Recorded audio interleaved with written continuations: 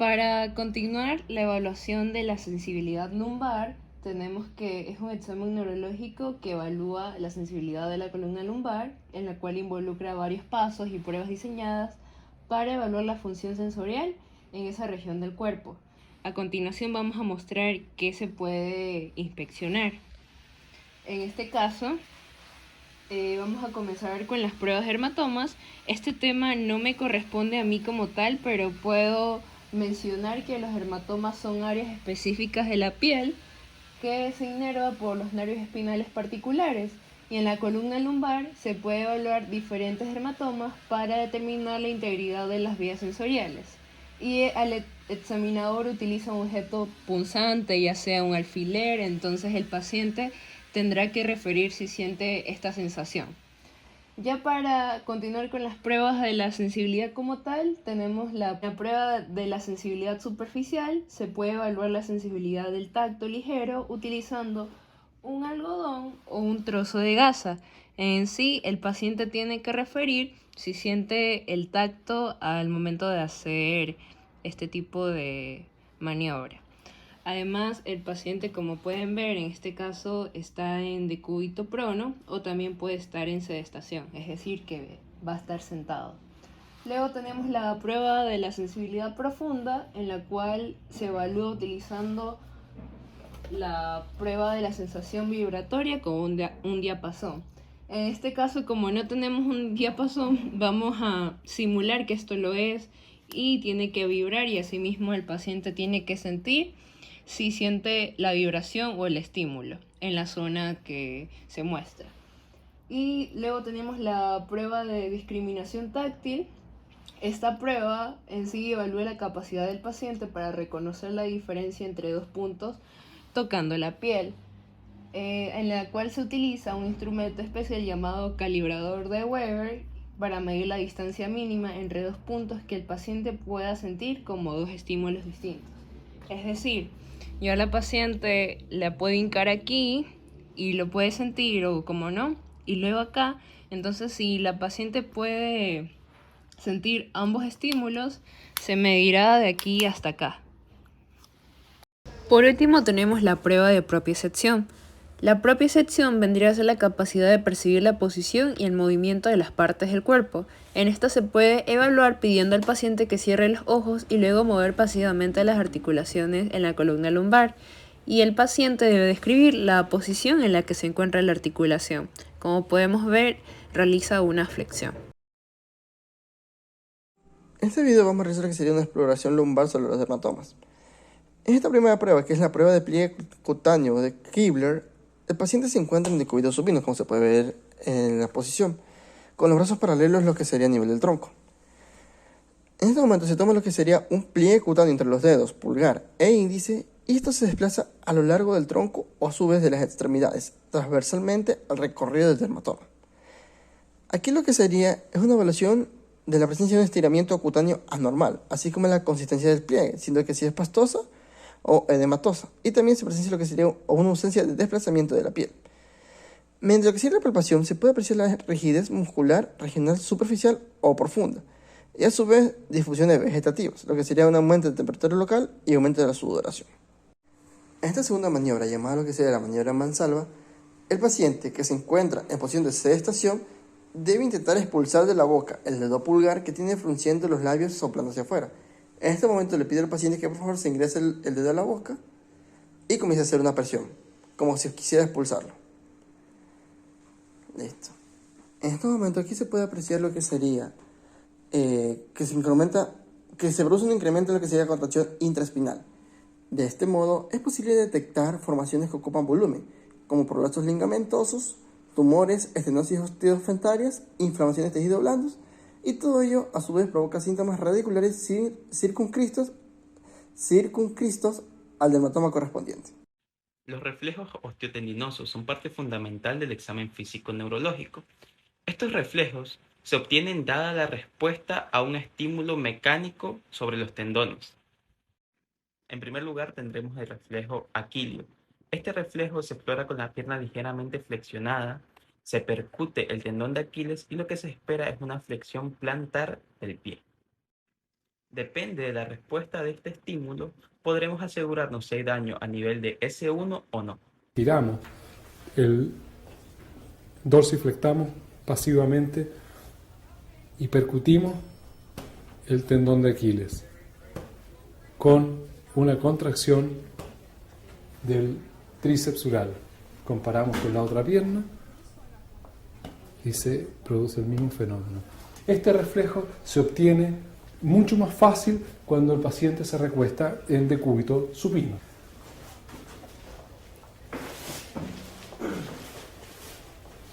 Perfectamente bien, bien relajado, y nosotros elongamos nuevamente el tendón de Aquiles y se obtiene la respuesta.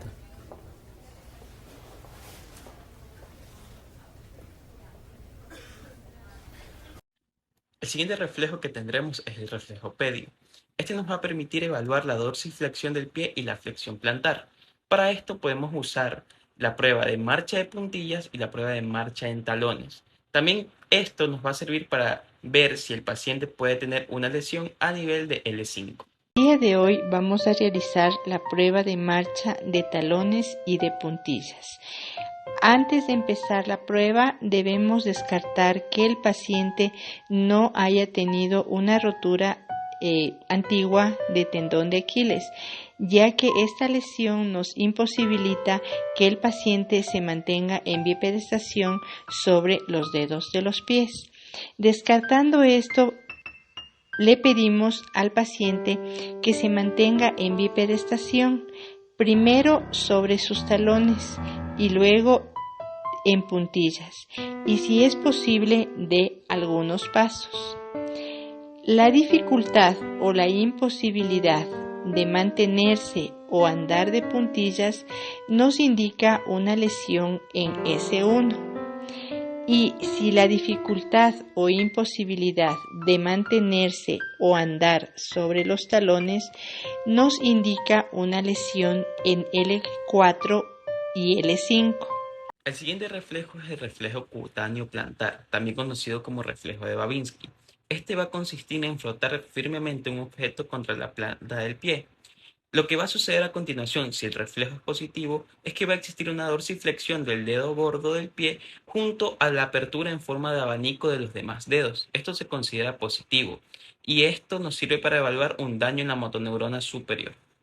Lo examinamos con el mismo tipo de estímulo, más que táctil, ascendiendo por el borde lateral de la planta del pie, dirigiéndonos hacia la base del primer ortejo, con lo que nuestra respuesta normal será la de una flexión de los ortejos, evaluando las raíces nerviosas L5, S1 y S2. La respuesta patológica consiste en una extensión del primer ortejo con abducción de los demás. A continuación tendremos el reflejo patelar, o también conocido como reflejo rotuliano patelar. Este es adecuado hacerlo con el paciente sentado. ¿En qué consiste este reflejo? Va a consistir en percutir el tendón del cuádriceps femoral por debajo de la rótula. Tendremos como resultado una extensión de la rodilla. ¿Qué pasa si no vemos este reflejo o si vemos hiperreflexia? Pues tendremos una afectación a nivel de L3 y de L4. Mediante el empleo del martillo de reflejos, afirmando con los dedos de la mano diestra del examinador y un movimiento breve y brusco de la muñeca donde el martillo, más que ser movido por el examinador, se deja caer. La correcta obtención de un reflejo osteotendinoso exige que el paciente se encuentre con la extremidad relajada completamente y por lo tanto en una posición que sea cómoda. Y por último tendremos los reflejos isquiotibiales. En esto es adecuado tener al paciente en prono. Y además de esto vamos a ubicar lo que viene siendo el semimembranoso con el semitendinoso y vamos a percutir justo en esa zona. ¿Qué pasa si no hay reflejo? Pues tendremos una afectación directamente en L5 y S1. Este es el reflejo de los isquiotibiales. Examina la integridad de las raíces S1, S2. El usuario debe estar en prono con rodillas apoyadas en semiflexión. Debo palpar el tendón del semimembranoso y el semitendinoso en la rodilla, y lo que debo hacer es un golpe contundente y la respuesta que voy a recibir es una leve contracción muscular, algo así como una flexión, una pequeña flexión de rodilla.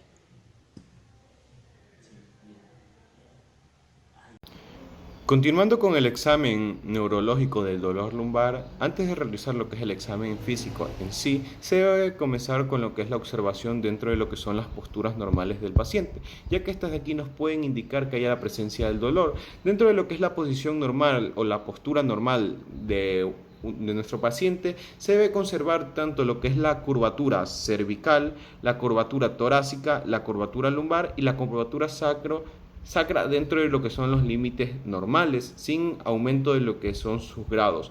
Dentro de estos pueden haber ciertas alteraciones como lo que es una lordosis o una hiperlordosis, en la cual esta curvatura lumbar va a estar tiene aumentado lo que son los grados de curvatura, y en las cuales puede hacer que aparezca ciertos tipos de dolores dentro de lo que son los miembros inferiores y a nivel lumbar, que pueden llegar a afectar tanto lo que es el movimiento como lo que es la postura y lo que es la marcha. Hay que tener en cuenta que también puede afectar lo que es la curvatura cervical. Dentro de lo que son la hipercifosis, esta se observa lo que es dentro de la curvatura torácica o curvatura dorsal, un aumento de lo que es la curvatura de la misma, que puede llegar a producir dentro de sus alteraciones ciertos niveles, ciertos dolores a nivel lumbar, por lo que puede llegar a comprimir ciertos nervios. Dentro de lo que son otra alteración dentro de las posturas, encontramos lo que es la espalda plana, en la cual va a haber una alteración de la marcha, alteraciones dentro de lo que es los miembros inferiores, y puede haber lo que son dolores lumbares. Dentro de lo que son las alteraciones, nos dirigimos dentro de lo que es lumbar. Hay que valorar lo que es la escoliosis lumbar o la presencia de una escoliosis dorsolumbar, que pueden hacer que aparezcan los dolores lumbares y también dolores en los miembros inferiores secundarios o alguna alteración a nivel lumbar, como podemos observar aquí. Dentro de lo que es la marcha, se debe observar que haya una correcta marcha con movimientos correctos y coordinados, tanto de lo que son los miembros superiores como miembros inferiores, en busca de lo que son alteraciones de la marcha o marchas atálgicas, en las cuales el paciente busque algún tipo de movimiento que no es normal, un movimiento anormal, para evitar ciertos tipos de movimientos dolorosos, los cuales nos pueden indicar alteraciones a nivel lumbar. Dentro de lo que es el examen neurológico del dolor lumbar, se debe comenzar con una palpación superficial, en la cual debe progresar a profundidad, en la cual se debe evaluar al paciente, que puede estar tanto de pies, puede estar tumbado en decúbito prono, como está en la imagen, en las cuales se debe valorar lo que son tanto estructuras óseas, ligamentos o presencia de hematomas o dolores musculares.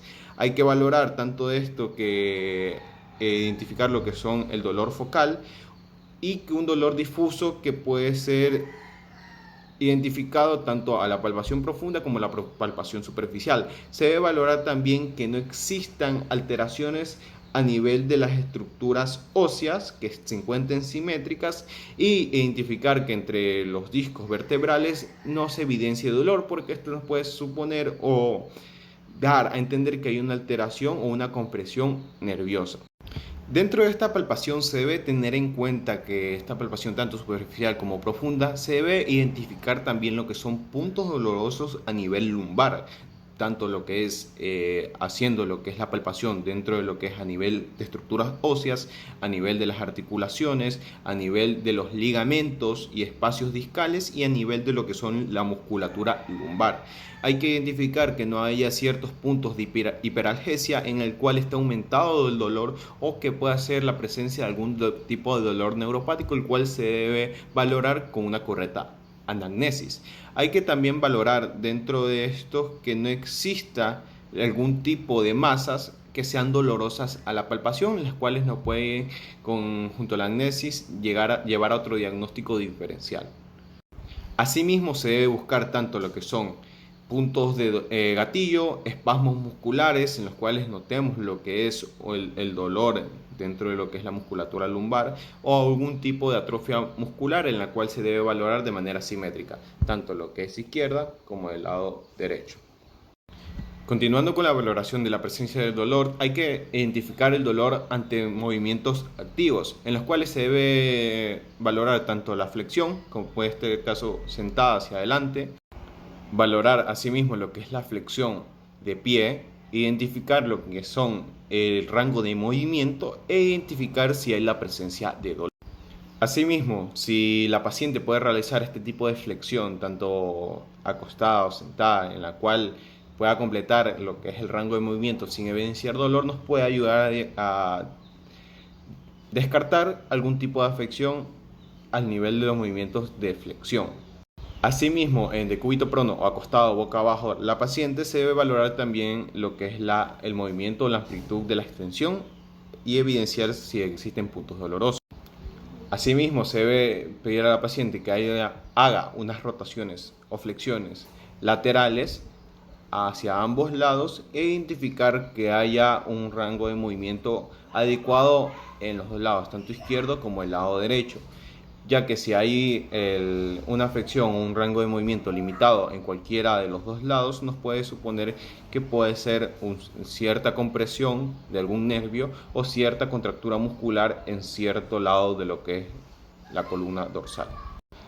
Y continuando con lo que es la exploración del dolor lumbar, hay que valorar lo que son los rangos de movimientos, identificar lo que son atrofias musculares e identificar lo que son movimientos dolorosos. Dentro de estos, las exploraciones neurológicas o más comunes que se realizan para identificar las afecciones del dolor lumbar es lo que son las maniobras de Braga y la Segue, en las cuales vamos a identificar lo que es un rango de movimiento del paciente, en la cual, manteniendo lo que es el pie recto, completamente recto, como se puede observar en la imagen, y con apoyo del otro brazo o de la otra mano del examinador, se debe mantener lo que es la rodilla recta sin que haya algún tipo de flexión.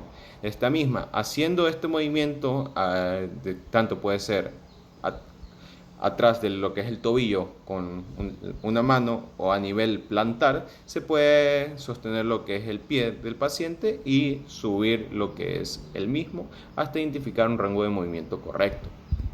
También se puede realizar de esta manera, como les había mencionado, una mano detrás de lo que es el tobillo del paciente y la otra puede estar por encima de la rodilla para evitar lo que son las flexiones. Asimismo, esta prueba nos puede llevar a identificar a qué nivel se encuentra la lesión o la afección, ya que está aquí las maniobras de Braga y la Segue se realizan o se valoran mediante lo que son los rangos de movimiento o los rasgos, por así decirlo, de flexión, en los cuales de la flexión total de la pierna. En base a los rangos o a los grados se puede identificar tanto de lo que es a nivel lumbar, de L1, L2, L3, L4 y L5, o a nivel de sacro 1. Hay que evidenciar de acuerdo al grado, aquí se va a identificar la lesión y a nivel de lo que nosotros realicemos el movimiento aparezca el dolor.